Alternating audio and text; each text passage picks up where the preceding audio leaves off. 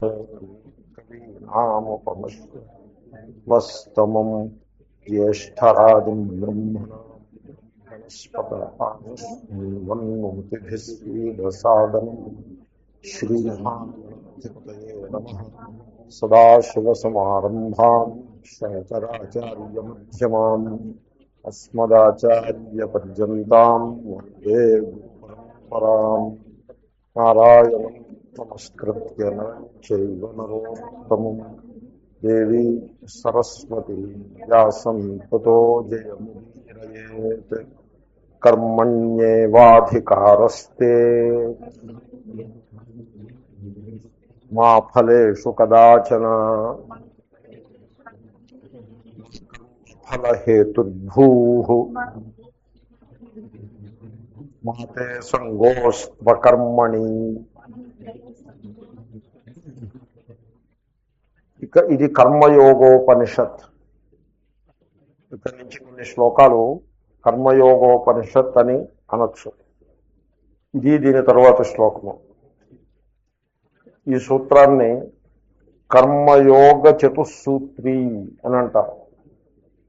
4 సూత్రాలు, చతుస్సూత్రి అనే పేరు విని ఉంటారు. బ్రహ్మసూత్రాలు 4 సూత్రాల్లో మొత్తం శాస్త్రం అంతా వచ్చేస్తుంది. యథాతో బ్రహ్మ జిజ్ఞాస, జన్మాద్యస్య యతః, శాస్త్రయోనిత్వాత్, తత్తు సమన్వయాత్. 4 సూత్రాల్లో మొత్తం శాస్త్రం అంతా కవర్ అవుతుంది. అలాగే యోగ చతుస్సూత్రి అని ఉంది. అథ యోగానుశాసనం యోగశ్చిత్త వృత్తి నిరోధ తదా ద్రష్టుస్వరూపేవస్థానం అని ఇంకో సూత్రం. మొత్తం 4 సూత్రాలు. అలాగే ఇది కర్మయోగ చతుస్సూత్రి, కర్మయోగానికి సంబంధించిన 4 సూత్రాలు. కర్మణ్యేవాధికారస్తే మా ఫలేషు కదాచన మా కర్మఫల హేతుర్భూ మాతే సంగోస్త్వకర్మణ్యం. 4 సూత్రాలు. శ్రీకృష్ణుడు గీతలో బోధించినటువంటి తత్వము మానవ జీవితానికి చాలా దగ్గరగా ఆయన తత్వాన్ని తీసుకొస్తారు. వాళ్ళు ఏమంటారంటే, జ్ఞానాన్ని జీవితాన్ని మేళనం చేసేటువంటి ఒక కళ, art of living. Art of living అని చిన్మయానంద గారు అంటూ ఉంది. నిజానికి ఓ మహాత్ములు నాతో అన్నారు, ఆర్ట్ ఆఫ్ లివింగ్ అనే పదాన్ని అది చిన్మయానంద గారు దాన్ని పేటెంట్ చేసి ఉండాల్సింది అని అంది. ఎందుకంటే తర్వాతి కాలంలో కొన్ని ఆర్గనైజేషన్స్ ఆ పేరు వాడుకున్నారు. టెక్నాలజీ చేసి వాడుకుంటే బాగుంటుంది ఇలా ఒక అభిప్రాయం ఉంది. అయితే ఆర్ట్ ఆఫ్ లివింగ్ అన్నది కేవలం ఒక వ్యక్తిదేం కాదు, ఎవరైనా వాడుకోవచ్చు. పుచ్చిపోతాం. ఎనీవే, అది జీవన కళ, జీవిత కళ.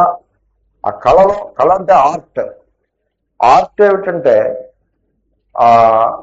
The science of Vedanta has to be integrated in to the life of a human being.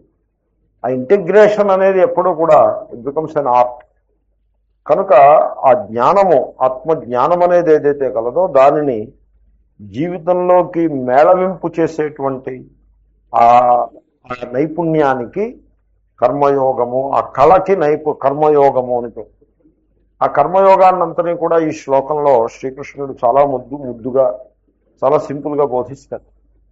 తర్వాత కర్మకి సంబంధించి ఈ జగత్తు మొత్తం మీద, సృష్టి మొత్తం మీద, లేకపోతే ప్రపంచంలో ఇంత చక్కగా నిరూపణ చేసినటువంటి శాస్త్రం ఎక్కడ లేదు. నభూతో భవిష్యత్తు.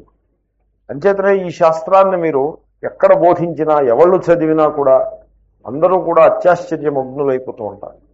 పెద్ద పెద్ద విద్వాంసులు, ప్రపంచ ప్రఖ్యాతి చెందినటువంటి పండితులు, Max Muller, Carlyle, Emerson, Thoreau, ఇలాగంటే షోపెన్ హ్యావర్, ఇలాగ ఒక పేరు కావు కొన్ని డజన్స్ ఆఫ్ నేమ్స్ మీరు చెప్పగలుగుతారు.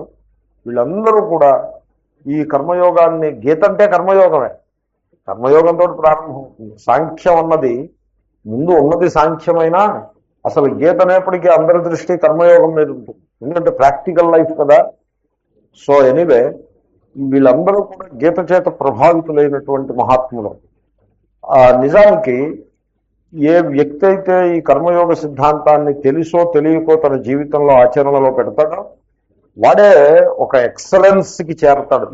ఏ ఏ డిసిప్లిన్లో ఉన్నా ఆ ఎక్సలెన్స్ అనే స్థితికి చేరడము చాలా కఠినమైన విషయము. అది సంభవం అవుతుంది ఎప్పుడు తెలిసి కానీ తెలియక కానీ ఆ కర్మయోగాన్ని ఆచరణలో పెట్టినప్పుడు. అంటే ఆచరణలో ఉండొచ్చు కానీ ఇది కర్మయోగము అని తెలుసుండకపోవచ్చు. అలాగనమాట మన సమాజంలో మనము కర్మయోగానికి బాగా దూరమైపోయి మనము చాలా వికృతులు, అనేక వికృతులతోటి సమాజ జీవనము నిండి ఉంటుంది. ఇప్పుడు మన సమాజ జీవనం మీరు చూసినట్లయితే, నేను భారతీయ సమాజాన్ని గురించి ఏదో విమర్శ చేస్తున్నానని మీరు అనుకోద్దు. అలాగా ఎప్పుడు కూడా మనం ఎప్పుడు విమర్శ చేస్తున్నామంటే ఒక రకమైన ద్వేషభావంతో చేయం, విమర్శంతో చేసేది కాదు. దాని ఏంటంటే ప్రేమతో చేసే విమర్శ. ఆ సమాజ జీవనాన్ని చూసినప్పుడు కలిగేటువంటి ఒక భావ పరంపరని ప్రకటించడం తప్పిస్తే సమాజం మనం పుట్టి పెరిగిన సమాజాన్ని మనం ఎందుకు తిట్టడం కాదు, విమర్శించడమే. చాలా పాజిటివ్గా మన సమాజ జీవనంలో కలహం ఎక్కువగా ఉంటుంది. మీరు చూడండి, ఇప్పుడు మిసిసిపి రివర్ ఉంది, దానికోసం ఈ స్టేట్ వాళ్ళు ఆ స్టేట్ వాళ్ళు కొట్టుకున్నారు, దెబ్బలాడుకున్నారు అనే మాట మీకు ఎక్కడ అమెరికాలో వినపడదు. అలాగే కెనడాకి అమెరికాకి బోర్డర్ రివర్ ఈరీ, ఆ రివర్ బోర్డర్, ఆ లేక్ నుంచి ఆ నయాగరా ఫాల్స్ పడతాయి, Niagara river, that is the border. ఆ నయాగరా ఫాల్స్ దగ్గర కరెంట్ ఉత్పత్తి చేస్తారు, ఎలక్ట్రిసిటీ ఉత్పత్తి చేస్తారు. దాంట్లో సగం ఎలక్ట్రిసిటీ అటు కెనడా పోతుంది, సగం ఇటు అమెరికాకు వస్తుంది. నీరు కూడా సగం వాళ్ళది, సగం వీళ్ళది. అంత కామ్గా టెక్నీషియన్స్ కూర్చుని, ఇంజనీర్స్ కూర్చుని సెటిల్ చేసేసుకుంటారు. దీని మీద మీకు అసలు పొలిటీషియన్స్ యొక్క ప్రవేశమే ఉండదు. ఒకవేళ ఉన్న వాళ్ళు హస్తక్షేపం చేయడానికి తప్పిస్తే కలహానికి అవకాశం ఉండదు. మన దగ్గర ఒక గుంట ఉందనుకోండి, నీళ్ల గుంట, ఆ నీళ్ల గుంట గురించి ఇటువైపు అక్కడికి విలేజెస్ లో ఆ నీళ్ల గుంటలో ఉండే నీళ్ల గురించి దెబ్బతింటూ ఉంటారు. జిల్లాకి మధ్యలో చిన్న కాలం ఉంటే ఆ కాలం కోసం ఈ జిల్లా వాళ్ళు ఆ జిల్లా వాళ్ళు దెబ్బలాడుకుంటారు. రివర్కి మధ్యన ఇటు అటు స్టేట్ ఒకటి ఉంటే ఆ స్టేటు ఈ స్టేట్ వాళ్ళు నీళ్ల కోసం దెబ్బలాడుకుంటారు. నీళ్లు ఉన్నాయి అక్కడ, వీళ్ళు దెబ్బలాడుకుంటూ ఉండగానే గుంటలో నీళ్ళన్నీ ఎగిరిపోతూ ఉంటారు, అయినా వీళ్ళు దెబ్బలాట కొనసాగిపోతూ ఉంటుంది. ఇది ఈ రకమైన కలహం చాలా ఎక్కువ. మన పాలిటీ అంటే పొలిటికల్ సిచ్యువేషన్ ఎంతలా ఫ్రాక్చర్ అయిపోయిందంటే, మనకి ఒక సింగిల్ పార్టీ దేశంలో మెజారిటీ వచ్చేటువంటిది అది జరిగే పని కాదు. ఇంకా it is not going to happen, it will never happen అన్నట్టుగా అయిపోయింది. ఏది ఉంది సింగిల్ పార్టీ, ఎక్కడికక్కడ ముక్కలు తప్పిస్తే బీహార్ చూడండి, లాలూ ప్రసాద్ వాడి ముక్క వేరు, బీజేపీ వాళ్ళ ముక్క వేరు, వీళ్ళ ముక్క వేరు. ఈ లోపల వీడి పాస్వాన్ వీడో ముక్క, ఆ ముక్క ఇప్పుడు మళ్ళీ 2 ముక్కలు అయింది. సో ఈ విధంగా it is a fractured and further fracture. Social లైఫ్లో ఆ ఎక్కువ కలహం వచ్చేస్తుంది. ఈ కలహానికి హేతు ఏమిటో తెలుసునండి, వ్యక్తులు కర్మలో ఆనందాన్ని మరిచిపోయి ఫలతృష్ణ ఎప్పుడైతే పెంచేసుకుంటారో అప్పుడు ఆ సమాజం అలా అయిపోతుంది. సో వినోబా భావే గారు అంటారు, గీత పుట్టిన దేశమేనా ఇది అంటారు. గాంధీ పుట్టిన దేశం అనేవడం అన్నట్టుగా గీత పుట్టిన దేశమేనా ఇది అని అడుగుతారు. ఆ వాతావరణం చూసి ఇలా ఉండేటిది, ఇక్కడైనా భగవద్గీత పుట్టింది అని అడుగుతారు. సో ఈ విధంగా ఒక సమాజ జీవనాన్ని అంతని కూడా అద్భుతంగా ప్రభావితం చేసి ఎంతో సమాజాన్ని అభివృద్ధికి తీసుకురాగలిగిన ఒక గొప్ప కర్మ సూత్రము ఇగో ఈ శ్లోకంలో ఉంది. చాలా గొప్ప శ్లోకం. ఆ శ్లోకము అందాము. కర్మణ్యేవాధికారస్తే మా ఫలేషు కదాచన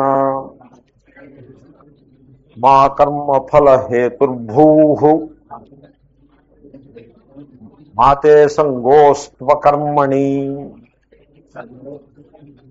ఇవన్నీ చిన్న చిన్న పదాలు కాబట్టి పదచ్ఛేదం చేస్తే మీకు తేలిగ్గా ఉంటుంది. కర్మణి ఏవ అధికారః తే మా ఫలేషు కదాచన మా కర్మఫల హేతుః భూః మా తే సంగః అస్తు అకర్మణి. ఈ శ్లోకంలో 3 మాలు ఉన్నాయి చిత్రంగా. మా అంటే నెగేషన్, నో అన్నట్టే. నో మా ఇటొచ్చి మా అన్నప్పుడు ఎదరవాడిని ఉద్దేశించి చెప్పి ఇలా చేయకురా, ఇలా చేయకు అని చెప్పేప్పుడు మా వాడతారు. ఇది అది కాదు అని చెప్పేప్పుడు నా వాడతారు. నువ్వు ఇలా చేయొద్దు అని చెప్పేప్పుడు మా వాడతారు. సో అధికార అనే పదం వస్తుంది ఇక్కడ. దాన్ని కూడా మీరు జాగ్రత్తగా తెలుసుకోవాలి. మామూలు లోకంలో తెలుగులో అధికారం అంటే అర్థం ఏంటి? పవర్ అని అర్థం. తెలుగులో అధికారం అంటే పవర్. కానీ సంస్కృతంలో అర్థంలో వాడరు దాన్ని. ఇదో ప్రారంభం. తెలుగుకి సంస్కృతానికి ఇదో సమస్య. సంస్కృతంలో అధికారం అంటే పవర్ అని కాదు. సంస్కృతంలో పవర్ అని మీరు వాడాల్సి వస్తే ఈశ్వర భావము అని వాడతారు, లేకపోతే వీర్యము అని ఇలాంటి పదాలు వాడతారు తప్పించి అధికారము అని వాడు. సో అధికారము అంటే 2 అర్థాలు ఉన్నాయి సంస్కృతంలో. ఒకటి ఒక ప్రకరణం, ఒక కాంటెక్స్ట్. వ్యాకరణ సందర్భంలో అధికార సూత్రము అంటే ఆ కాంటెక్స్ట్. సో ఆ కాంటెక్స్ట్ అనే అర్థంలో వాడతారు. రెండో అర్థము ఇక్కడ వేదాంతంలో చాలా ప్రముఖంగా వచ్చే అర్థము యోగ్యత, క్వాలిఫైడ్, క్వాలిఫికేషన్. యోగ్యత అంటే అర్థం అదే కదండి. ఇప్పుడు ఈ అడ్వర్టైజ్మెంట్లు ఇచ్చేప్పుడు క్వాలిఫికేషన్స్ అని ఇస్తాడు ఇంగ్లీష్లో. అయితే తెలుగులో అయితే ఇస్తే ఏమని ఇస్తాడు? కావలసిన అర్హతలు అని ఇస్తాడు. అదే అర్హత అది యోగ్యత. యోగ్యత, అర్హత లేక యోగ్యత. సో అధికార శబ్దానికి అర్థం. సో ఇప్పుడు చూడండి, కర్మని చేసే సందర్భంలో కర్మ, కర్మఫలము 2 ఉంటాయి. కర్మ ప్రయోజనము అని ఇంకోటి ఉంది. కర్మకి ఫలము, ప్రయోజనము అని 2 ఉంటాయి. అది మీరు గుర్తుపట్టాల్సిన విషయం. తర్వాత ఎప్పుడు కూడా ఫలము ఆ వ్యక్తికి చెందుతుంది. ప్రయోజనము వ్యక్తిని దాటిన పరిధి, ప్రయోజనము యొక్క పరిధి వ్యక్తిని దాటి ఉంటుంది. మీకు దృష్టాంతం చెప్తాను. వాళ్ళు పొద్దున్న కూడా నేను ఎక్కడో చెప్పాను ఈ మాట. ఇప్పుడు ఇంజనీర్ ఉన్నాడు అనుకోండి, civil engineer. Civil engineer bridge కడుతున్నాడు అనుకోండి. బ్రిడ్జి కడితే అతను చేసి కర్మ కదా, అతను కర్మ చేస్తున్నాం అనుకోండి. ఇప్పుడు రాజమండ్రి దగ్గర కొత్తగా బ్రిడ్జి కట్టారు. అందులో పాత బ్రిడ్జి ఉంది, అది కాకుండా రీసెంట్గా బ్రిడ్జి కట్టారు. గోదావరి స్టేషన్ వచ్చిన బ్రిడ్జి, లేటెస్ట్ బ్రిడ్జి. దాన్ని కట్టిన ఆయన పేరు కల్కి అవతారం అని అంటారు. ఆయన పేరు ఈజ్ ఏ రైల్వే అఫీషియల్. ఈ సౌత్ సెంట్రల్ రైల్వేలో చాలా టాప్ అఫీషియల్. సివిల్ ఇంజనీరింగ్లో చాలా అందివేసిన చెయ్యి. ఆయన్ని రిటైర్ అయిపోయే ముందు రైల్వే అధికారులు, రైల్వే బోర్డు ఆయన్ని పెట్టారు, మీరు ఈ బ్రిడ్జి కట్టి ఆ తర్వాత మీరు రిటైర్ అవ్వండి. ఆయన దగ్గరుండి ఆ బ్రిడ్జి కట్టారు. అది ఆయన కన్స్ట్రక్షన్ చాలా గొప్పదని, చాలా బాగా కట్టారు. ఆ బ్రిడ్జి మీద వెళ్తుంటే మీకు రైలు డబడబడ మామూలుగా వెళ్తున్నట్టే ఉంటుంది. నేల మీద వెళ్తున్నట్టు ఉంటుంది కానీ బ్రిడ్జి మీద వెళ్తున్నట్టు ఉండదు. అదే మామూలు అవతల వైపు బ్రిడ్జి మీద వెళ్ళింది అనుకోండి రైలు, మొత్తం చుట్టుపక్కల అందరూ నిద్రపోతున్నారు, ఉలిక్కి వెళ్ళేస్తారు. డబడబడ చాలా గంట చేస్తూ వెళ్తుంది, ఏదో డబ్బాలు ఇస్తున్నట్టే. కానీ ఈ బ్రిడ్జి మీద వెళ్తుంటే బ్రిడ్జి మీద వెళ్తున్నట్టు ఉండదు. స్పెషల్ టెక్నాలజీ, క్యాంటిలీవర్ టెక్నాలజీ అనేది ఆయన అప్పట్లో చెప్పారు. నేను ఇవన్నీ ఫాలో అయ్యాను కాబట్టి నేను చెప్పాను. చాలా sincere official, very great engineer. So ఆయన బ్రిడ్జి కట్టడానికి ఆయనకి 4 సంవత్సరాలు పట్టింది. ఈ 4 ఆ బ్రిడ్జికి ఆయన చేసిన కర్మ, ఆయనతో పాటు ఇంకా చేసిన వాళ్ళు చేశారు, ఆయన చేశాడు కదా, కర్మ చేశాడు కదా. ఆ కర్మకి ఫలం ఏమిటో తెలుసునా? ఆయన జీతం, ఆయనకు వచ్చిన జీతము ఫలం. ప్రయోజనం ఏమిటి? ఆ బ్రిడ్జి మీద రైలు ఇటు అటు వెళ్తూ ఉండటం, సమాజం అంతా కూడా ప్రయోజనాన్ని, మనందరం రైళ్లలో హాయిగా వెళ్తూ ఉంటాం. ఈ రాజమండ్రి అది ట్రంక్ రూట్, అది ఎన్ని వందల రైళ్లు ఇటు అటు వెళ్తూ ఉంటాయి. ఆ బ్రిడ్జి మీద ఎంత ఆనందం కలుగుతుంది. సో అది ప్రయోజనం. ఫలము ఆయనకి దక్కుతుంది, ప్రయోజనం ఆయనకి దక్కదు. ప్రయోజనం విశాలమైన సమాజానికి దక్కుతుంది. ఏమండి? ఇప్పుడు మనిషి, మీరు చెప్పండి, ఆ పని ఆయన చేస్తున్న సందర్భంలో ఆయన ఫోకస్ దేని మీద ఉండాలి? కర్మ మీద ఉండాలి. కర్మ దేని మీద ఉండకూడదు? ఫలం మీద ఇంటికూడదు, ప్రయోజనాన్ని మనస్సులో పెట్టుకుని ఉండాలి. ప్రయోజనం లేకుండా ఏ పని చేయకూడదు. అంచేతనే కొంతమంది ఈ ఆర్గ్యుమెంట్ వేసి చాలా కన్ఫ్యూజ్ చేసి పెడతారు.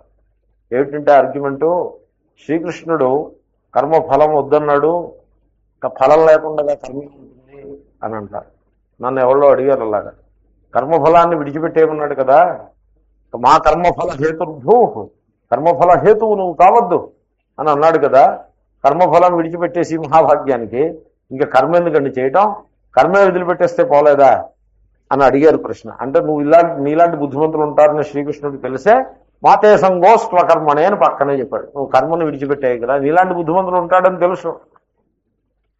ఒక ఆయన నన్ను అడిగి ఏమీ ఉపన్యాసం అండి, నిష్కామ కర్మ అంటారు, ఏమీ కోరిక లేకపోతే కర్మ ఎందుకు చేయాలండి అని అడిగితే నేను చెప్పాను, చూడు ఆ అడిగింది కూడా ఎలా అడిగాడంటే తెలుసుకుందామనే ధోరణిలో కాకుండా ఒక సెన్ష్యూరింగ్ యాటిట్యూడ్లో అడిగితే నేను చెప్పాను, చూడండి మీరు లోతుగా అధ్యయనం చేసి జాగ్రత్తగా అర్థం చేసుకోవాలి, కానీ ఒక మహోన్నతమైన తత్వాన్ని ఆ రకంగా తప్పుదారి పట్టించే ప్రయత్నం చేయకూడదు. కర్మకి ఫలము ప్రయోజనము రెండు ఉంటాయి. నిన్ను ప్రయోజనం లేకుండా పని చేయమంటలేదు. కర్మయోగము అంటే ఆయన నాకు దృష్టాంతం చెప్పాడు. ఇప్పుడు ఇక్కడ ఒక పెద్ద గొయ్యి తీసేసి మళ్ళీ కప్పేసామనుకోండి, ఏ ఫలాన్ని అపేక్షించకుండానో అది కర్మయోగం అయిపోతుందా అని అది దృష్టాంతం. రోడ్డు పక్కకి వెళ్ళడం, ఎవరికి పోరంబోకు ల్యాండ్, గవర్నమెంట్ ల్యాండ్లోకి వెళ్ళి పెద్ద గొయ్యి తీసేసి మళ్ళీ కప్పేస్తాను. 6 hours కర్మ చేశాం. ఏమిటి ఫలం ఏమిటంటే, ఫలం వద్దన్నావు కదా, ఫలతృష్ణ ఉండొద్దన్నావు కదా, అంచేతను ఇప్పుడు నేను చేసింది కర్మయోగం అంటే ఇప్పుడు నాకు ఆత్మజ్ఞానం కలుగుతుందా అంటే అలా కాదండి. ఫలము ప్రయోజనము రెండు ఉంటాయి. కాబట్టి శ్రీకృష్ణుడు ఏమంటున్నాడంటే, నువ్వు ఫలం గురించి చింత పెట్టుకోవద్దు, నిష్ప్రయోజనమైన పని చేయమంటలేదు. పని ప్రయోజనం ఉండే పనే చేసుకోవాలి, కానీ దానికి ఉండే ఫలం మీద తృష్ణ పెట్టుకోవద్దు, ఫలాన్ని మ్యానిపులేట్ చేయొద్దు. ఫలం వస్తుందండి. ఇప్పుడు ఆ ఇంజనీర్ గారికి జీతం ఇస్తారా ఎవరా? ఇంత కష్టపడి బాగా పనిచేసాడు కాబట్టి జీతం ఇవ్వడం మానేస్తారా? ఇంకా దేశం ఆ స్థితికి రాలేదు. దేశం కనుక కష్టపడి పనిచేసి వాళ్ళకి జీతం ఇవ్వడం మానేసి రాళ్ళు వేసి కొట్టి కేవలం లంచగొండులకి మాత్రమే ప్రాధాన్యం ఇచ్చేటువంటి సమయం వచ్చినప్పుడు అప్పుడు సమాజం అతలాకుతలం అయిపోయి విప్లవం వచ్చేసి ఇంకా ఈ సమాజంలో సివిల్ సొసైటీ ఉండదు, ఇది జంగిల్లా వచ్చేస్తుంది. ఇంకా రాలేదు. ఎందుకంటే ఇంకా ఆ కర్మ ఫల తృష్ణ లేకుండా ఆ ప్రయోజనం కోసం పనిచేసే వాళ్ళు కొద్దో గొప్ప ఉన్నారు. ఇంకా still there are people. So ఆ విధంగా ఫలము ప్రయోజనము రెండు ఉంటాయి. నిష్ప్రయోజనమైన పని చేయమని అంటలేదు. ప్రయోజనం చూసుకోవాలి. పని మొదలుపెట్టేప్పుడు ఈ పనికి ప్రయోజనం పూర్ణంగా ఉంది అని చూసుకోవాలి. ఫలం ఉండి తీరుతుంది, కర్మకి ఫలం ఉండి తీరుతుంది. ఫలాన్ని విడిచిపెట్టమని అంటే అర్థం ఫలతృష్ణని విడిచిపెట్టమని. ఫలం ఇప్పుడు కూడా ఫిజికల్గా విడిచిపెట్టాల్సింది ఏదీ ఉండదు. గీత యొక్క సందర్భంలో ఫిజికల్గా విడిచిపెట్టాల్సింది ఏదీ ఉండదు. మీరు ఫిజికల్గా విడిచిపెడితే ఏమీ ఉపయోగం లేదు. ఫిజికల్గా విడిచిపెట్టడం కాదు చేయాల్సింది, మీరు చిత్తత్యాగ, మనస్సుతో విడిచిపెట్టాలి. ఇప్పుడు సినిమాని విడిచిపెట్టాలంటే ముందు మనస్సుతో సినిమాని పరిత్యాగం చేయాలి. అలా కాకుండా సినిమాకి వెళ్లకుండా వచ్చి ఇక్కడ క్లాసులో కూర్చుని అయ్యో సినిమాకి వెళ్ళుంటే బాగుండేదే, మంచి సినిమా, అది వదిలిపెట్టి ఇక్కడ వచ్చి కూర్చున్నాను అవసరంగాను, ఇదేమో ఇది శుద్ధి అయిపోతుంది అని అనుకున్నాడు అనుకోండి. అలా అనుకుంటూ క్లాసులో కూర్చోవడం కంటే వెళ్ళి సినిమా హాల్లో కూర్చోవడమే నయం. That is better. కాబట్టి సో ది పాయింట్ ఈజ్ చిత్తత్యాగం. మీరు సినిమా హాల్లో కూర్చున్నా తప్పులేదు, ఆ సినిమా ఏందో ఆసక్తి లేకుండా ఉన్నట్లయితే కూర్చున్నా కూడా తప్పులేదు. ఆసక్తి పెట్టుకుని ఎక్కడో దేవాలయంలో కూర్చున్నా కూడా దర్శనమే అవుతుంది. కాబట్టి ది పాయింట్ ఈజ్ కర్మ ఫలమును విడిచిపెట్టేయమని కాదు, కర్మఫల తృష్ణ వద్దు. సో ఇక్కడ చూడండి, మీకు ఓ సిద్ధాంతం ఉంటుంది. మనస్సు ఒక సమయంలో ఒకే దానిపై కేంద్రితం అవుతుంది. నిజానికి దీనికి దృష్టాంతం ఎలా చెప్తారంటే, ఇప్పుడు మీరు 2 వేళ్ళు చూస్తున్నారు.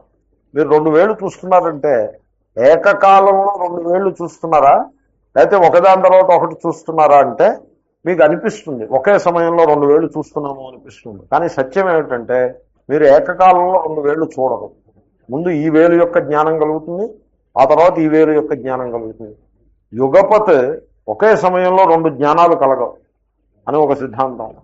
దాని అభిప్రాయం ఏంటంటే మనస్సు ఒకదాని మీదే ఫోకస్ అవుతుంది ఒక టైంలో. అంచేతనే ఇప్పుడు మీరు ఆలోచించండి, ఇలాగ మీరు ఇలాంటి సందర్భాలు మీరు చాలా చూసుకుంటారు. ఈ పెద్దవారు ఇంకొకరితో సీరియస్గా మాట్లాడుతుంటే పక్కనే కుర్రాడు ఉండి వాడు డాడ్ లేకపోతే మమ్మీ అని వాడు పీకేస్తూ ఉంటాడు. అప్పుడు మీరు చాలా డిస్టర్బ్ అయిపోతారు. ఉండరా నువ్వు నన్ను డిస్టర్బ్ చేయకంటారు. ఏం పోనీ ఆయనతోటి మాట్లాడి వీడి పని చేసేస్తో, వీడికి కావాల్సింది ఇచ్చేస్తూ ఆయనతో మాట్లాడేసి రెండు ఏకకాలంలో చేసేయచ్చు కదా. అలా చేయటం అన్ని విధాలకు పోతారు. సపోజ్ సీరియస్గా పాఠం చెప్పేస్తూ కాఫీ తయారు చేసేసారనుకోండి, ఆ కాఫీ ఎలా ఉంటుంది? అది తాగక్కర్లేదు. పాఠమైనా చెప్పగలరు, కాఫీ అయినా లెక్చర్ ఇస్తూ కాఫీ ఎలా తాగుతారు? కాఫీ సపోజ్ మీరు కాఫీ లెక్చర్ చెప్తుండగా వాడికి తీసుకెళ్ళి కాఫీ ఇచ్చారనుకోండి, వాడు సరిగ్గా తాగుతాడు దాన్ని. ఒక సిప్ చేసి అక్కడ పెడతాడు, తర్వాత మర్చిపోతాడు. లేకపోతే దాన్నే తాగాలని అనుకున్నాడు అనుకోండి, లెక్చర్ తేడా వచ్చేస్తుంది. కాబట్టి తెలివైన పద్ధతి ఏమిటి? ముందు తాగేసి దాన్ని పక్కన పెట్టేసి ఇంకా తర్వాత. ఎందుకంటే మనస్సు ఒక సమయంలో ఒకదాని మీదే కేంద్రీకరించగలదు. ఇప్పుడు కర్మ సందర్భంలో ముందు ప్రయోజనాన్ని నిర్ధారించుకునే కర్మ మీరు మొదలు పెడతారు. నిష్ప్రయోజనమైన కర్మే మొదలు పెట్టరు. తర్వాత ఆ కర్మ ధర్మబద్ధంగా ఉండాలి. అధర్మ కర్మలకి నియమం వర్తించదు. ఉదాహరణకి నేనేమో నేను పిక్ పాకెట్ చేస్తాను, పాకెట్ ఎవరిదో పించి చేస్తాను, ఎంత లభిస్తే దాంతో సంతోషంగా ఉంటాను. ఎదుర్చాలాభ సంతుష్ట. ఒకవేళ ఏమీ లభించకపోయినా కూడా పరమేశ్వరార్పణమస్తు అనుకుంటా, కానీ నేను తృష్ణ పెట్టుకోను అని అలా అనకూడదు. ఈ రూల్ అక్కడ వర్తింపజేయకూడదు. ఎందుకని? అది బేసిక్గా అధర్మం. అధర్మం కూడా కర్మే. ధర్మము కర్మే, అధర్మము కర్మే. కాబట్టి ఈ కర్మ సిద్ధాంత కర్మయోగాన్ని దానికి కూడా అప్లై చేస్తాను అని అనకూడదు. నిజానికి హిప్పాకెటర్స్, స్మగ్లర్స్ వాళ్ళు కూడా ఒక రకమైన కర్మయోగాన్ని వాళ్ళు ప్రాక్టీస్ చేస్తూ ఉంటారు. ఏదో ఈసారికి స్మగ్లింగ్ చేశాము, లభించినంత లభించింది, లభించిన దాంట్లో 1% వెంకటేశ్వర స్వామిది, లభించకపోతే we are ready to accept it. అది దాన్ని కర్మయోగం అంట. అది చాలా తప్పు. అది అలాగంటే సిద్ధాంతం కాదు. అసలు ఇక్కడికి వచ్చేప్పటికి కర్మ అంటే ధర్మమే, అధర్మానికి ఇక్కడ చర్చ లేదు అసలు. ఇదేం ధర్మశాస్త్ర గ్రంథం కాదు, ఇది వేదాంతం కదా. ధర్మశాస్త్ర గ్రంథాల స్థాయి దాటిపోయినప్పుడే. కాబట్టి మీరు చేసే మంచి కర్మ గురించే చెప్తాను. సో మీ ఫోకస్ కర్మ మీద పెట్టుకుంటారా? కర్మ ఫలం ఉంటుంది. ప్రయోజనం మీద చింత చేయకండి. ప్రయోజనం గురించి మీరు ముందే నిర్ధారణ చేసుకోవాలి. ప్రయోజనం కర్మ ఆరంభించడానికి ముందే నిర్ధారితం అయిపోతుంది ప్రయోజనం. ఇప్పుడు కర్మ ఆరంభించినప్పుడు మీ మైండ్ ఫోకస్ దేని మీద ఉండాలి? కర్మ మీద ఉండాలా, కర్మ ఫలం మీద ఉండాలా? రెండింటి మీద ఉండలేదు. దేని మీద ఉండాలి? ఇది ప్రశ్న. ఇప్పుడు గవర్నమెంట్ ఉద్యోగం ఉన్నాడు, వాడు 1వ తారీఖు నుంచి 31వ తారీఖు జీతాలు ఇస్తారు. 1వ తారీఖు నుంచి 29వ తారీఖు వరకు కూడా ఆఫీస్కి వెళ్ళేప్పుడు వేల మొహం వేసుకు వెళ్తాడు, నిరుత్సాహంగా ఈడ్చుకుంటూ వెళ్తాడు. 1వ జీతం ఇచ్చే రోజు మాత్రం మహోత్సాహంతో వెళ్తాడు. తర్వాత పొద్దున్న ఆఫీసులోకి వెళ్ళేప్పుడు ఏడు మొహం పెట్టుకు వెళ్తాడు, నిరుత్సాహంగా వెళ్తాడు, లేటుగా వెళ్తాడు, కాళ్ళు ఈడ్చుకుంటూ వెళ్తాడు. సాయంకాలం వచ్చేప్పుడు ఉత్సాహంగా వేగంగా ఉరుకులు వేసుకుంటూ వస్తాడు. ఇది గవర్నమెంట్ ఉద్యోగి ఇలా ఉంటాడు. ఎందువల్ల అంటే వాడి ఫోకస్ అంతా కూడా కర్మ మీద ఉండదు, కర్మ ఫలం మీద ఉంటుంది. ఏమండి? ఇప్పుడు చెప్పండి, దేని మీద ఉండాలంటారు ఫోకస్? కర్మ మీద ఉండాలా, కర్మ ఫలం మీద ఉండాలా? కర్మ మీద ఉండాలి. ఇంకొక అతను ఉంటాడు, ఇంకో గవర్నమెంట్ ఉద్యోగం ఉంటాడు. ఇలాంటి వాళ్ళు మనకు కనపడతారు. ఆయనకి ఈవేళ 30వ తారీఖు జీతాలు ఇస్తున్నారు తెచ్చుకో అంటే అని అప్పుడు ఉలిక్కిపడి వెళ్ళి జీతం తెచ్చుకొస్తాడు.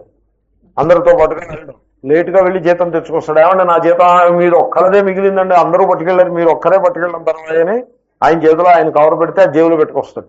జేబులో పెట్టుకుని వచ్చి ఇంట్లో భార్య చేతికి ఇచ్చేస్తాడు. ఆవిడ చూసుకుంటుంది. ఏమిటండి ఈ నెలలో మీకు 100 రూపాయలు తక్కువ ఎందుకు వచ్చింది జీతం అని అడిగితే ఏమో ఎందుకు తక్కువ వచ్చిందో చూడండి, ఆ పే స్లిప్ తీసి ఏదో ఏదో ఎక్స్ట్రా పడింది అనమాట, అందుకోసం తక్కువ వచ్చింది. అది కూడా గమనించలేదు ఆయన, ఆవిడ గమనించారు. అలా ఉంటాడు. కానీ కర్మ చేసి పని చేసేప్పుడు మాత్రం రీసెర్చ్ కానీ లేకపోతే ఆఫీస్ వర్క్ కానీ చాలా పూచీగా చేస్తాడు, చాలా శ్రద్ధగా చేస్తాడు. ఆయనకి ఫలం వస్తుంది, గవర్నమెంట్ ఆయనకేం జీతం ఇవ్వడం మానేది, అయినా టైంకి వెళ్తాడు, టైంకి వస్తాడు, పూచీగా దాంట్లో మునిగిపోయి చేస్తాడు పని. అంటే ఇప్పుడు ఆయన యొక్క జీవితంలోనూ ఆ సందర్భంలో కర్మ ఉంది, కర్మ ఫలము ఉంది, కానీ ఆయన ఫోకస్ దేని మీద ఉంది? కర్మ మీద. సో శ్రీకృష్ణుడు చెప్తున్నది ఏమిటంటే, నువ్వు కర్మ మీద ఫోకస్ పెట్టుకో, కర్మ ఫలం మీద ఫోకస్ తప్పించేసేయి. ఫోకస్కి ఫలం దగ్గరకు వచ్చేప్పటికి ఫోకస్కి దాని మీద మీరు ఫోకస్ పెడితే దాన్ని ఫోకస్ ఏకాగ్రత అని అనరు, తృష్ణ అని అంటారు. చదువు మీద మనస్సు కేంద్రీకరణ చేశారనుకోండి, దాన్ని ఏమంటారు? ఏకాగ్రత అంటారు. పాయసం మీద మనస్సు కేంద్రీకరించారనుకోండి, దాన్ని ఏమంటారు? ఏకాగ్రత అనరు, తృష్ణ అంటారు. ఇది ఫోకస్సే, అది ఫోకస్సే, పేరు మారుతుంది. సో కర్మ ఫలం మీద మనస్సు కేంద్రీకరిస్తే దాన్ని కర్మఫల తృష్ణ, కర్మ మీద కేంద్రీకరిస్తే కర్మయోగ. చేయాల్సిందల్లా మనస్సుని పెట్టటం. మనస్సు పెట్టు అంట. నువ్వు మనస్సు దేని మీద పెడుతున్నావు? కర్మ మీదనా, కర్మ ఫలం మీదనా? అంటే కర్మ మీద మనస్సు పెట్టు, కర్మ ఫలం మీద మనస్సు ఎప్పుడూ పెట్టకు. అంటే అర్థం కర్మఫలాన్నింటినీ చెడగొట్టుకుని బిచ్చగాళ్ళ రోడ్డు మీద తిరుగు అని అర్థం కాదు. ఫోకస్ గురించి మాట్లాడుతున్నాం. ఎందుకంటే రెండింటి మీద ఫోకస్ పెట్టడం కుదరదు, ఏదో ఒకదాని మీదే ఫోకస్ మీరు పెట్టగలుగుతారు. కాబట్టి కర్మఫలం మీద ఫోకస్ వద్దు, కర్మ మీద ఫోకస్ పెట్టు. కర్మఫలం అయితే కర్మఫలం విషయంలో ఏం చేయాలి? నార్మల్గా మన మనస్సు ఆ చిన్నప్పటి నుంచి వచ్చిన ట్రైనింగ్ అనండి, లేక జన్మ జన్మాంతరాల నుంచి వచ్చిన వాసన, ఆ కామనలు ఉంటాయి, కోరికలు ఉంటాయి, ఆ తృష్ణ ఉంటుంది. కాబట్టి అతి సహజంగా నీరు పళ్ళ మెరుగు అన్నట్లుగా మనస్సు కర్మ అనగానే ఫలం వైపు పరిగెడుతుంది. అప్పుడు ఏం చేయాలి? ఒక రోగ్ హార్స్ ఉందనుకోండి, అదేం చేస్తుంది? తప్పు దారిలో పరిగెడుతుంది. అప్పుడు ఏం చేయాలి? దాన్ని నియంత్రించాలి. సపోజ్ ఆ గుర్రం ఎప్పుడు తప్పుదారి వెళ్లకుండా రైట్ దారిలో సహజంగా వెళ్ళిపోతుంది అనుకోండి, అప్పుడు మీరు నియంత్రించనే అక్కర్లేదు. కాబట్టి అతి సహజంగా కర్మ మీదనే ఏకాగ్రం చేసి మనస్సుని ఫలతృష్ణ విడిచేసి ఉండేటువంటి గొప్పవాళ్ళు ఎవరైతే ఉంటారో వాళ్ళు పని కట్టుకుని ఫలతృష్ణని విడిచిపెట్టనక్కర్లా, అతి సహజంగా అయిపోతూ ఉంటుంది వాళ్ళకి ఆ పని. కానీ వీడు వాసనలు అధికంగా ఉండి ఎప్పుడు తృష్ణే, ఫలతృష్ణ మీదే ఉన్నప్పుడు అప్పుడు ఏం చేయాల్సి ఉంటుంది? వాడు చక్కగా అభ్యాసం చేయాల్సి ఉంటుంది. ఏమిటి అభ్యాసం చేయాలి? తృష్ణా త్యాగాన్ని అభ్యాసం చేయాలి. అలా అభ్యాసం చేయమని చెప్తున్నాడు శ్రీకృష్ణుడు. ఇప్పుడు ఇంట్లో పెద్దవాళ్ళకి సేవ చేస్తూ ఉంటారు. ఆ తల్లిదండ్రులకో లేకపోతే వాళ్ళకో పెద్దవాళ్ళకి సేవ చేసేప్పుడు రెండు రకాలుగా సేవ చేయొచ్చు. ఏమిటి? విసుక్కుంటో తిట్టుకుంటో ఈ ప్రారంభం వచ్చింది, తప్పదు, ఈ బతుకున్నంత కాలం చేయక తప్పదు. కానీ ఆ వాడేమో కొంత ధనాన్నో కొంత ల్యాండ్ ప్రాపర్టీనో చేతిలో పెట్టి కూర్చున్నాడు. ఈ సేవ చేసినట్లయితే అది మనకు వస్తుంది. కాబట్టి వీడు బతుకున్నంతకాలం సేవ చేసి జాగ్రత్తగా వాడి దగ్గర ఉన్న 5 ఎకరాలు 10 ఎకరాల ల్యాండ్ మనం పుచ్చేసుకోవాలి. అది ఒక పద్ధతి. ఇంకో పద్ధతి ఏమిటి? ఆయన ల్యాండ్ మనకెందుకు, పెద్ద ఆయన సేవకి యోగ్యుడు, సేవ తీసుకోవడానికి అర్హుడు, సేవ చేసే అవకాశం మనకున్నది, పరమేశ్వర ప్రీతి కొరకు ఈ వ్యక్తికి నేను సేవ చేస్తున్నాను, పైగా కావలసిన వ్యక్తి ఊళ్ళో వాడేం కాదు, పైవాడేం కాదు అని ఒక ప్రేమతో మీరు సేవ చేశారనుకోండి, ఆయన ల్యాండ్ మీకు ఇవ్వడా? పై వాళ్ళకి పరస్తాడా? మీకే ఇష్టం. తర్వాత ఇంకోటి, ఒకప్పుడు ఆయన ఇద్దామనుకుంటే మీకు వచ్చేస్తుందా? మీకు ఆ కర్మ ఫలానుభవం పొందే యోగ్యత, ఆ పూర్వజ కర్మ ఫలము, ఆ ప్రారంధము ఉండద్దు? ఇవ్వాలనుకుంటే వచ్చేస్తుందా? ఒకప్పుడు ఇవ్వాలనుకుంటాడు, ఏమీ ఇవ్వలేకపోతాడు. ఒకప్పుడు వాడు ఇస్తాడు, మీరు అందుకోలేకపోతారు, చేజారిపోతుంది ఏదో రకంగా. అరెస్ట్ అయ్యి జైల్లో కూర్చున్నాడు అనుకోండి, ఏం చేస్తాడు? ఈ ప్రాపర్టీ సూరికి బోల్డ్ ప్రాపర్టీ ఉంది అనంతపురంలో, ఏం చేస్తాడు? కాబట్టి ఒక పాయింట్ ఏంటంటే ప్రాపర్టీ రావడం కాదు, ఒక సేవ చేసే అవకాశము. కాబట్టి కర్మ. కానీ మనం ఎలా చూస్తాం జనాల్ని? వాడిచ్చి ఆ ప్రాపర్టీ కోసం కక్కుర్తిపడి వాడికి ఏదో సేవ చేయటం. దాంతో ఆ సేవ ఎంత భారంగా తయారవుతుందంటే చేస్తున్నంతసేపు బరువే, వీడి ప్రాణాలు ఎప్పుడు పోతాయో అని వీడు లెక్క పెడుతూనే ఉంటాడు. చాలా తప్పు. కాబట్టి కర్మ కర్మఫలము రెండు ఉంటాయి. ఆ ప్రయోజనాన్ని దీంట్లోకి తీసుకొచ్చి మీరు ఇష్యూని కన్ఫ్యూజ్ చేయొద్దు. అధర్మాన్ని పిక్చర్లోకి పట్టుకొచ్చి ఇష్యూని కన్ఫ్యూజ్ చేయొద్దు. ఇది అధర్మానికి సంబంధించింది కాదు, ధర్మమే. ప్రయోజనం లేనిది కాదు, ప్రయోజనం ఉన్నమాటే. ఇప్పుడు కర్మ కర్మఫలము రెండు ఉంటాయి. మీరు మనస్సుని రెండింటి మీద ఫోకస్ చేయడం కుదరదు. మీరు ఏ మేర కర్మ ఫలం మీద మీరు ఫోకస్ చేస్తారో ఆ మేరకి కర్మ మీద ఫోకస్ దెబ్బతింటుంది, సఫర్ అవుతుంది. కాబట్టి మీరు కర్మలో మీదనే ఫోకస్ చేయండి. అదే ఆ శ్లోకం. ఇంకా చెప్తాను, అందాము. తే నీకు కర్మణి ఏవా, కర్మయందు మాత్రమే అధికార యోగ్యత గలదు. ఫలేషు ఫలముల యందు కదాచన ఏ కాలమునందైనను మా యోగ్యత లేదు. అంటే అర్థం ఏంటంటే, ఇప్పుడు కర్మ ఉందండి, కర్మ ఫలం ఉంది. కర్మని చక్కగా తీర్చిదిద్దడం మీ చేతిలో ఉంటుంది. 100కి 100 పాళ్ళు మీ చేతిలో ఉంటుంది. కర్మ ఫలాన్ని తీర్చిదిద్దడం 1% కూడా మీ చేతిలో ఉండదు. 100కి 100 పాళ్ళు మీ చేతిలో ఉండదు. కాబట్టి మీ చేతిలో ఉన్న దాని మీద మీరు మనస్సు పెడతారా, మీ చేతిలో లేని దాని మీద మనస్సు పెడతారా? అది పాయింట్. ఇంకొకటి, దీంట్లో ఇంకో రహస్యం ఉంది. మహాత్ముడు అడిగారు, కర్మలో మజా ఉందా, కర్మ ఫలంలో మజా ఉందా అని అడిగారు. ఏమండి, వాడు కర్మలో మజా ఏముంటుందండి, కర్మ ఫలంలోనే మజా ఉంది అంటే నువ్వు ఎందుకు పనికిరావు, వదలకపోమన్నారు. వాడు అయోగ్యుడు అంతే. వాడి జీవితంలో పైకి రాలేడు. వాడు గవర్నమెంట్ ఉద్యోగం చేయడానికి తప్ప దేనికి పనికిరాడు కూడా. ఏమండి, కర్మ ఫలంలో మజా ఏమో నాకు తెలియదండి, నేను చేసి కర్మలో నాకు మజా లభిస్తుంది, మజా అంటే ఆనందం, ఎంజాయ్మెంట్ నాకు లభిస్తుంది అంటే వాడు కర్మయోగి. వాడే కర్మయోగి. ఇప్పుడు మైకేల్ యాంజలో అనే ఒక గొప్ప చిత్రకారుడు ఉన్నాడు. వాడు చాలా బీదవాడు. ఆయన ఈనాడు మైకేల్ యాంజలో చిత్రాలు లక్షలో కోట్ల డాలర్లకు అమ్ముతారు. కానీ ఆయన ఉన్న రోజుల్లో ఆయనకి బ్రెడ్ కూడా దొరికేది కాదు. మైకేల్ యాంజలో చిత్రం వేస్తుంటే ఆయన ఏం చేసేవాటంటే, చిత్రాలు వేసేసి ఆ చిత్రాలు అయిపోయిన తర్వాత వాటిని పావలాకి ₹1 అమ్మేసి ఆ పూట భోజనం చేసి కాలక్షేపం చేసేవాట. ఆయన చిత్రం వేస్తుంటే ఎవరో ఆయన అడిగారు, ఎంత వస్తుంది అనుకుంటున్నావు ఈ చిత్రానికి అంటే, ఆయన చెప్పాడు, నేను అలా ఏమనుకోవట్లేదు, నేను చిత్రం వేసేదానికి ఆ పావలా కోసం ₹1 కోసం వేసేది కాదు చిత్రం, మరైతే ఎందుకు వేస్తున్నావు చిత్రం అని అడిగారు. I love it and I enjoy it, అందుకోసం చిత్రం వేస్తున్నాను ఇంకా. కాబట్టి ఆయనకి చిత్రకారుడు అలాగే ఉంటాడు. అటువంటి చిత్రకారుడే ఎవడైతే చిత్రాన్ని ప్రేమిస్తాడో, చిత్రం వల్ల వచ్చే డబ్బుల్ని కాదు, చిత్రాన్ని ప్రేమిస్తాడు. He loves painting, not the profits that come out of painting. He loves painting. అటువంటి వాడే మైకేల్ యాంజలో అంతటి స్థాయికి చెందిన చిత్రకారుడు కాగలుగుతాడు. అలా కాకుండా 2-3 బొమ్మలు వేసేప్పటికే మనం గ్యాలరీలో ఎప్పుడు పెడదాం, ఆక్షన్ ఎప్పుడు అవుతుంది, మనకి ఎన్ని రూపాయలు వస్తాయి అని ఆలోచన చేసి వాడికి ₹1000, ₹5000, ₹3000 అలా వస్తుందంట.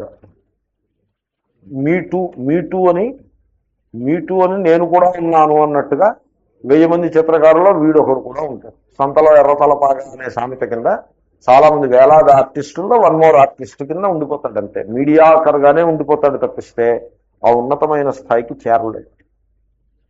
చిత్రకారుడు ఎప్పుడూ కూడా ఆ చిత్రాన్ని తయారు చేయటంలోనే వాడికి ఆనందము. కర్మణ్యేవ అధికార మా ఫలేషు కదాచన. ఒకప్పుడు ఆ చిత్రానికి రావాల్సినటువంటి గుర్తింపు రావచ్చు, ఒకప్పుడు అసలే గుర్తింపు లేకపోవచ్చు.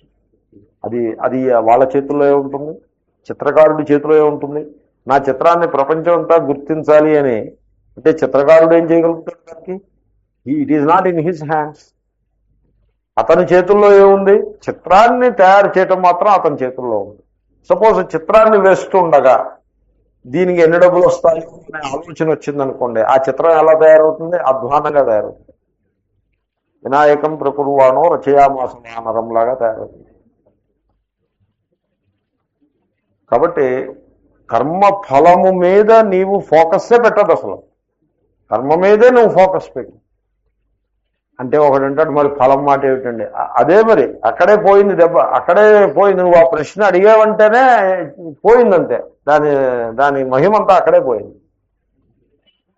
అంటే చూడండి, దాని అర్థం ఏంటంటే మనిషి సహజంగా ఆనందాన్ని కోరుతాడు, సుఖాన్ని పొందటం కోసమే కదా. కానీ మనిషి ఏమనుకుంటాడంటే కర్మ ఫలంలో సుఖానుభూతి ఉంటుంది అనుకుంటాడు, కానీ కర్మలో సుఖానుభూతి ఉంటుంది అని తెలుసుకోలేకపోతాడు. అంచేతనే శ్రీకృష్ణుడు బోధిస్తున్నాడు, try to discover joy in action. Don't think that there is joy only in the results of action.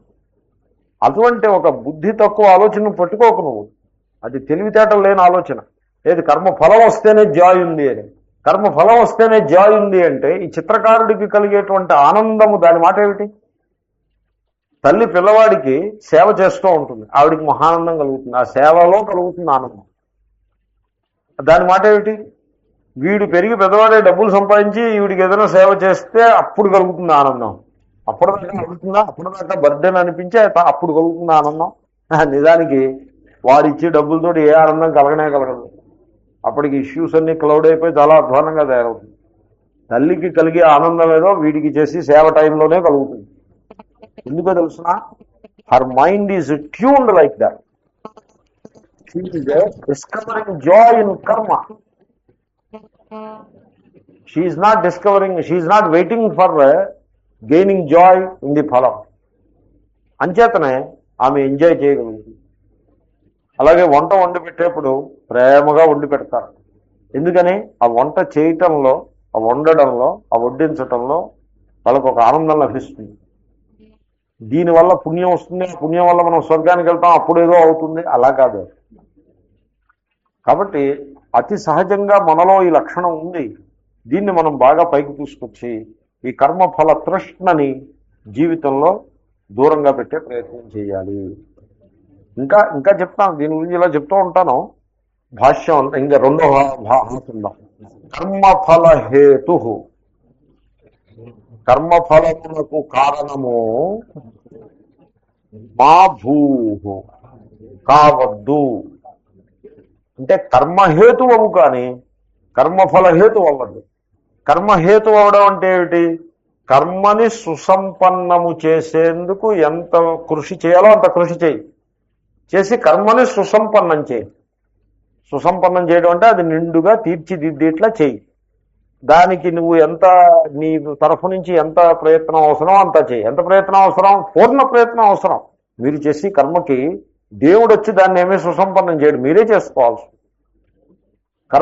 కర్మహేతువు కానీ కర్మఫల హేతువు కావద్దు.